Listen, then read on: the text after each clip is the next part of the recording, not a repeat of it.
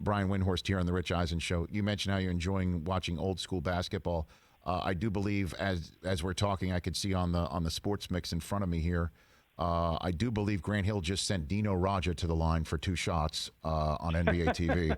I am enjoying this immensely. The great Dino Raja. Sorry. I did see the other night an old school Atlanta Hawks, New York Knicks contest. Dominique battling it out.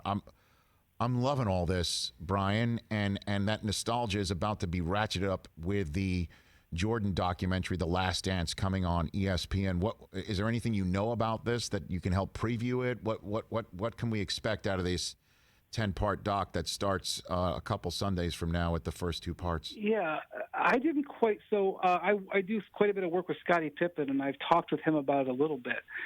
I didn't quite understand what this was. I didn't understand that there was like a documentary crew with the Bulls that season. Or somebody was filming for a doc, and I want to know, like, where's the footage been for 20 plus years?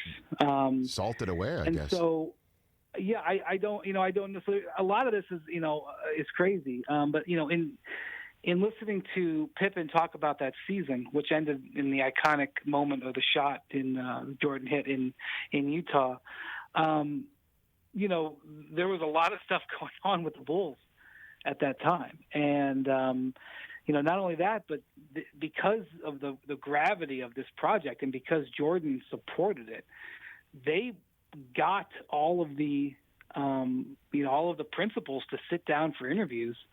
And that's the one thing that I can tell you, just being around a little bit, is what you really want is the people who no longer have skin in the game, who are willing to talk.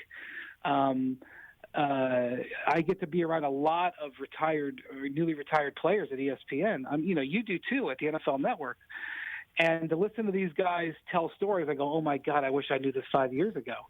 I wish you could have said this 5 years ago. And it just opens so much up. So that's what I really want to see, is not only the footage, but what did Phil Jackson say? What was Phil Jackson willing to say about what was going on with that team at that time and about Michael? And I'm not privy to any details of what's in the doc. They keep the 30 for 30 stuff sort of out of our realm on purpose. But it's 10 hours. I'm pretty sure 10 episodes that they're going to do for 5 showings. That's a lot of footage. They have something special there. So what do you think? What do you want to learn most? Was it a push off on Brian Russell, or what do you want to glean out of this? What do you think needs to be answered? Let's put it that way. The most from this documentary. Listen, the Jordan story that everybody always wants is, why did he retire? Why did he really, really, really retire? I don't know if we're going to get that.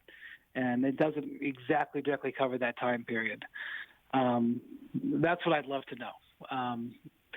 And then I also want to know why he retired for the second time in '98 when he had an opportunity to keep going. And I think that will be covered, because they could have easily won 8 or plus in titles in a row.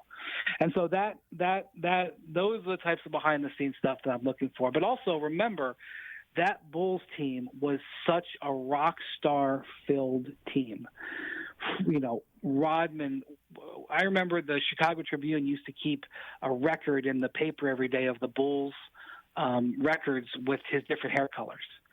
And so you had Rodman changing his hair every few days, and you had Phil Jackson on his way out, and all the drama with that, and Jordan and Pippen and him getting into a fight with Steve Kerr and punching Steve Kerr out, and the poker games on the planes, and the gambling on the golf, and Jordan playing 36 in the morning and then showing up at night and dropping 38. Like, there was a lot of stuff going on with that Bulls team. They were at the top of their game. Everybody was coming out for them. I mean, there was one game that year, they were so much interest in them. Jordan's last game in Atlanta, they thought was his last game. They played it in the Georgia Dome, and they got 65,000 people to watch a regular season NBA game. I mean, the rock star status of that team. And when we think like, oh man, the Miami Heat, oh man, the Golden State Warriors, there was maybe no team more famous. I mean, they were at the top of their games. And so to capture footage from that, and the other thing is we all remember this. This is not a documentary, about the 50s where most of us weren't around or don't remember. Right. We all remember this. And so for people of a certain age, it's going to be like, that's one of the things I loved about the O.J. documentary and the O.J. stuff that happened. I remember living through it when I was in high school.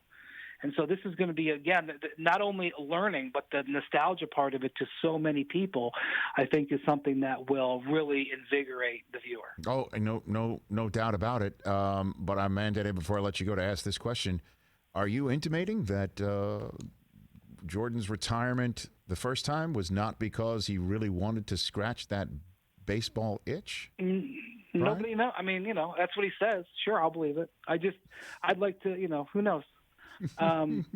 See, we won't even go there. You and I won't even go there right now on YouTube, right? I don't know. I don't know. Hey, you watched all the way to the end. Thanks for that. Watch more right here.